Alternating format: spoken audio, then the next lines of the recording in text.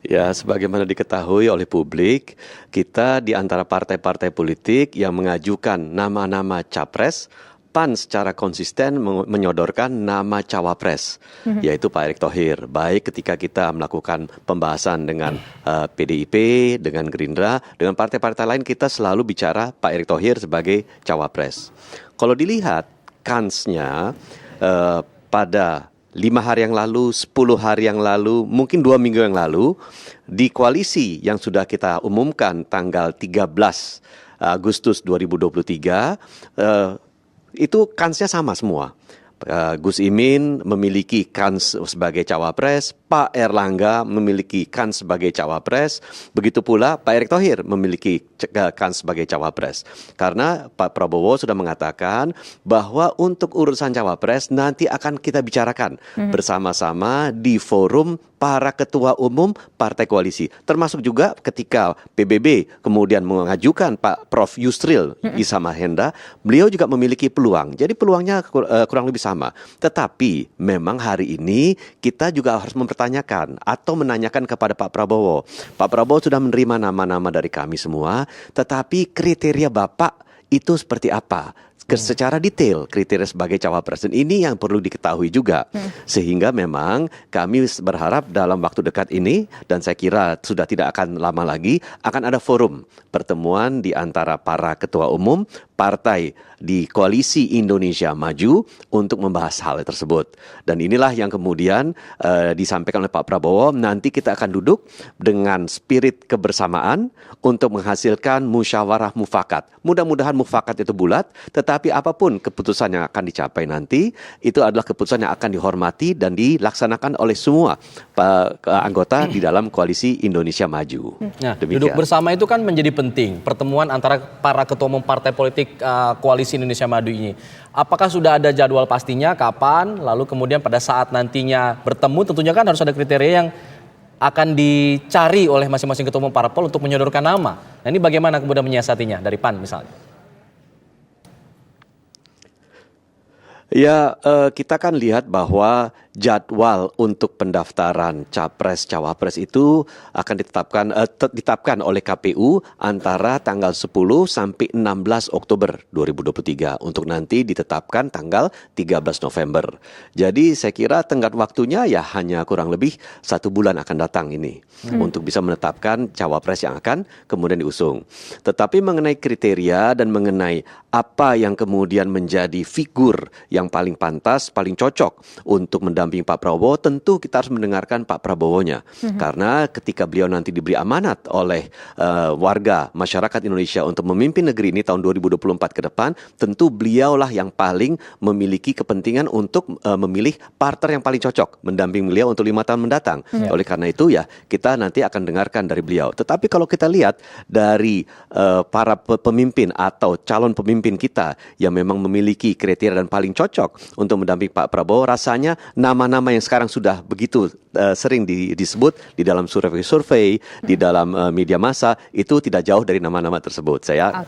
Pandangan kami demikian. Oke, sekarang kita ingin menuju ke Mas Gugun. Mas Gugun, ada 3 nama sekarang yang punya probability yang sama begitu. Misalkan saja sebut ada nama Erlangga Hartarto, kemudian juga Erick Thohir, dan satu lagi ada nama Yusril Issa Mahendra. Di antara ketiga nama tersebut yang mana kansnya yang paling besar, termasuk juga elektabilitasnya yang paling bisa mendongkrak nantinya suara Prabowo Subianto untuk elektoral?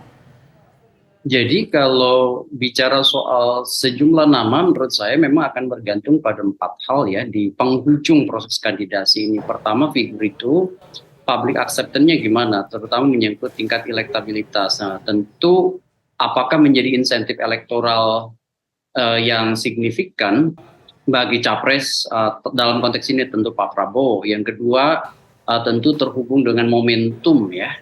Momentum ini kan juga karena ini momentum yang sangat krusial, banyak hal dinamika yang terjadi, maka kemudian siapa yang bisa memanfaatkan momentum itulah yang kemudian bisa memperbesar peluang untuk dipilih. Kemudian yang ketiga adalah soal komunikasi antar elit utama partai.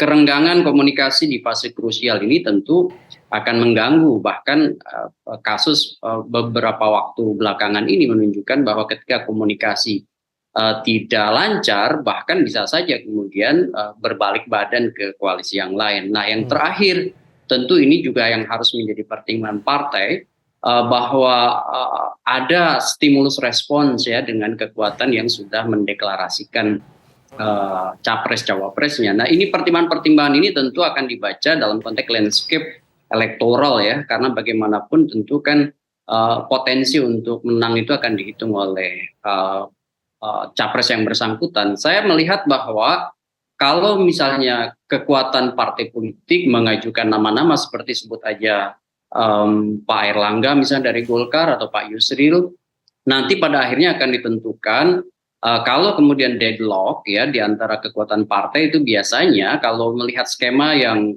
berkaca dari pengalaman 2019, akhirnya kemudian orang yang di luar partai atau menjadi proksi partai ya, yang itu kemudian disepakati oleh kekuatan partai yang berkoalisi. Sebut aja misalnya seperti kasus Kiai Ma'ruf ya, di 2019, Ma'ruf Amin maksud saya, dan ini bisa aja kemudian berulang misalnya bahwa kans Pak Erick Thohir menjadi lebih besar ketika misalnya terjadi deadlock di antara kekuatan partai yang menjadi mitra koalisi Pak Prabowo begitu. Mas Gun, tapi ada yang menarik juga yang dikatakan Mas Edi, belum ada kriteria yang disampaikan oleh Pak Prabowo sampai saat ini. Apakah kriteria itu sebenarnya penting disampaikan di awal atau ya sudah di skip dulu oleh Pak Prabowo lalu kemudian dipilih di akhir tanpa menyebutkan kriteria?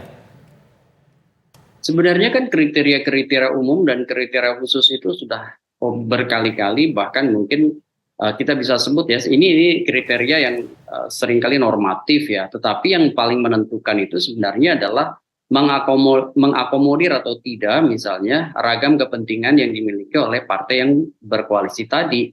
Kalau kriteria-kriteria normatif itu kan udah cukup lama ya, masing-masing elit utama yang menjadi top of the ticket itu dalam ragam dialog dengan publik termasuk juga dalam statement di pers itu sering kemudian dilontarkan. Tetapi apakah kemudian itu yang menjadi political interest ya yang kemudian dimiliki oleh partai? Artinya membangun kesepahaman dan kesepakatan itu kan dua hal yang tentu berbeda. Sepaham belum tentu sepakat. Nah, artinya sekarang bukan lagi menurut saya fase normatif. Ini sudah di fase mau eksekusi satu keputusan strategis bagi capres yang akan maju. Seperti Pak Prabowo ini kan sekarang harus mendefinitifkan karena Oktober kan harus adanya pengusungan, sehingga kemudian saya yakin sih di antara komunikasi antar elit yang kemudian diajak Pak Prabowo menjadi satu kongsi itu kan sudah ada perbincangan-perbincangan. Hanya sekarang ini kenapa kemudian momentumnya belum deklarasi, karena ini soal apakah masing-masing partai itu bisa menerima keputusan jika misalnya figur yang diajukan oleh Pak Prabowo itu ternyata bukan figur yang dikehendaki oleh partai yang berkoalisi, kira-kira begitu. Dan kan masing-masing punya nama. Nah, apakah nama yang kemudian diajukan itu ketika misalnya Pak Prabowo memilih satu di antaranya, apakah tetap akan loyal, komit pada koalisi yang kemudian itu bisa memperbesar probabilitas Pak Prabowo di pemilu 2024, begitu kira-kira. Berarti mungkin tampaknya Mas Gunggun melihat ada kekhawatiran trauma bahwa nanti koalisinya jadi nggak solid seperti sudah ada satu partai menyatakan keluar untuk menarik dukungannya kepada Prabowo Subianto. Nah, Golkar sendiri dan juga PAN sendiri kalau seandainya calon yang diusung tersebut tidak dipilih, apakah kira-kira akan menarik dukungan dari Prabowo Subianto? Nanti kita jawab usai jeda berikut pemirsa. Kami kembali sesaat lagi.